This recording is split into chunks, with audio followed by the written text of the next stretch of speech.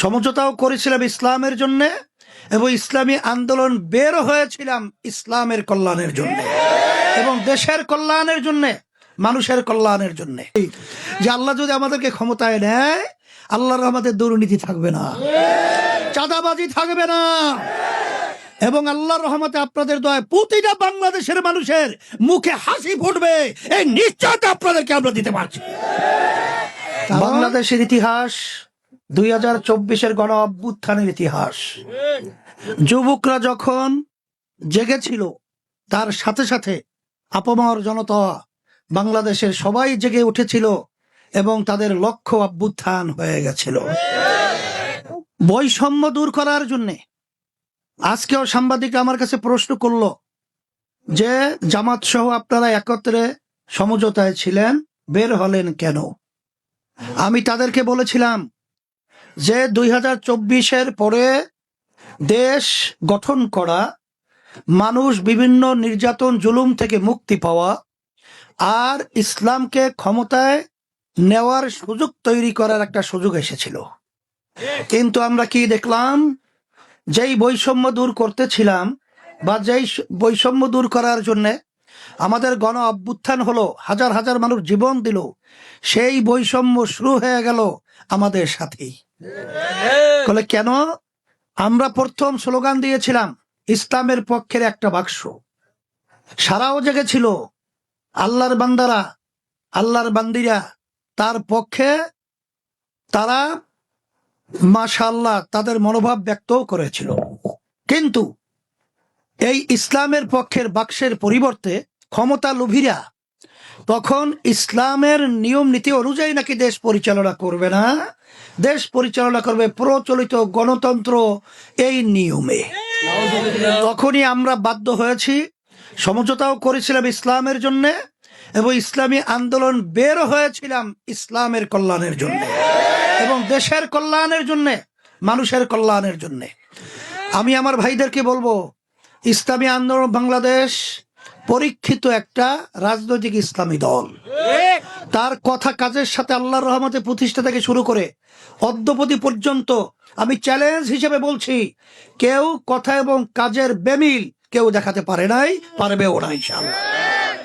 ইসলামী আন্দোলন বাংলাদেশ প্রতিষ্ঠিত হয়েছিল এই দেশের কল্যাণের জন্য, মানুষের কল্যাণের জন্য। কিন্তু আমরা দেখেছি যারা নাকি বিভিন্ন সময় রাজনৈতিক দল হিসেবে বিভিন্ন সুন্দর সুন্দর কথা বলে, কিন্তু তাদের কথা কাজের সাথে কোনো মিল নাই। তো এখন যাদের কথা কাজে মিল নাই, তাদের সঙ্গে থেকে তাদের ক্ষমতার সিঁড়ি হিসাবে, সহযোগী হিসাবে ইসলামী আন্দোলন বাংলাদেশ থাকতে পারে না। এই জন্য কিন্তু আমাদের আলাদা হতে বাধ্য হয়েছি। কিন্তু মনে করেছিল অনেকে যে আমরা একা হয়ে গেছি। না, আমাদের সাথে আল্লাহ রয়েছেন, আমাদের সাথে যারা ইসলামকে ভালোবাসে তারা রয়েছে, সম্মানিত উলামায়ে কেরাম রয়েছে।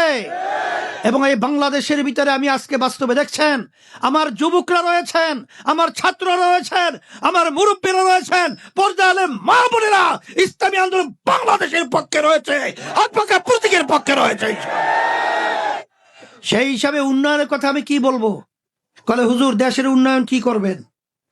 আরে উন্নয়নের ফুলঝুরি ছড়ায় তো কোনো লাভ নাই। 53-54 বছর বিভিন্ন রাজনৈতিক দলের দেখেছি, তারা উন্নয়নের কথা বলে ক্ষমতায় যাওয়ার পরে টুনটুনা টুন। এই ধরনের কমিটমেন্ট আপনাদের সাথে করে কোনো লাভ নাই।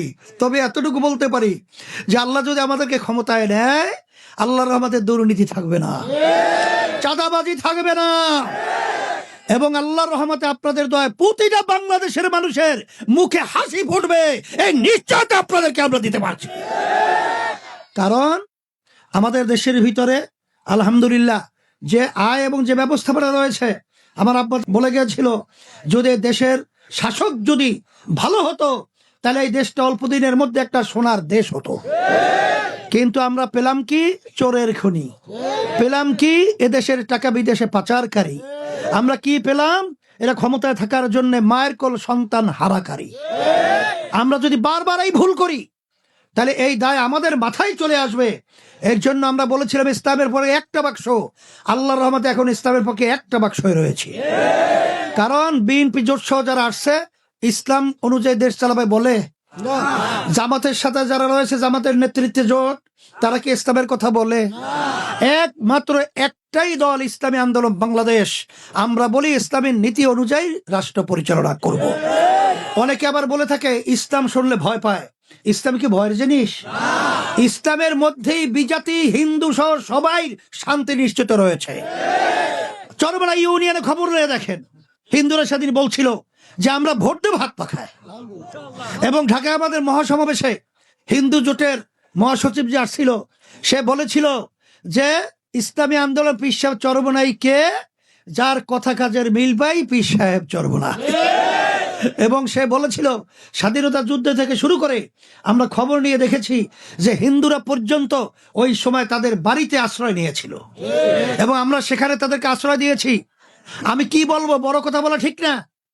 আওয়ামী লীগ বিপদে যখন পড়েছিল তখন তারা জায়গা নিয়েছিল চরমনাইতে। বিএনপি যখন বিপদে পড়েছিল জায়গা নিয়েছিল চরমনাইতে। আমাদের আখিনুর সে কথা বলেছে, সে যদি নির্বাচিত হতে পারে তার কাছে সর্বশ্রেণীর পেশার মানুষ নিরাপদ। সেই হিসাবে আমি সকলকে আহ্বান জানাবো, এই নাগরপুর, এই দেলদুয়ার আমি তো অনেকবার এসেছি। এখানের মানুষের অন্তর এবং তাদের অবস্থান আমি দেখেছি, তাদের ইসলামের প্রতি আন্তরিকতা অনেক বেশি। এই জন্য নাগরপুর দিলদুয়ারের মাটি ইসলামের ঘাঁটি। যখন আপনারা নেমেছেনই আমার আখিনুরকে বিজয়ের মাধ্যমে হাত পাকা প্রতীককে বিজয় করে আমরা তামাম দুনিয়ার মধ্যে প্রমাণ করব যে হাত পাখার বিজয়, আখিনুরের বিজয়, দেলদুয়ারের বিজয় এবং নাগরপুরের বিজয় হয়েছে ইনশাআল্লাহ। রাজি আছি এই আখিনুরকে হাত পাকা প্রতীকে বিজয় করার জন্য রাজি আছি। কে কে রাজি? হাত উঠে একটু দেখাই তো। আল্লাহ দেখো, আলহামদুলিল্লাহ, আল্লাহ কবুল করুক। এখন বিজয় করতে হলে ঘরে নাকটাই না ঘুমালে তারও হবে না। বিভিন্ন ষড়যন্ত্র, মিথ্যাবাদী চলছে। বিভিন্ন জায়গায় বলা হচ্ছে যে অমুকে বসে গেছে, হাত পাকা প্রতীক নাই, প্রার্থী নাই। এই মিথ্যাবাজদের সাথে আল্লাহ যথেষ্ট ওদের ধোঁকাকে উন্মোচন করার জন্য। আমি সকলকে দোয়া করি, দোয়া চাই, উদাত্ত আহ্বান জানাই, হাত পাকা ভোট চাই।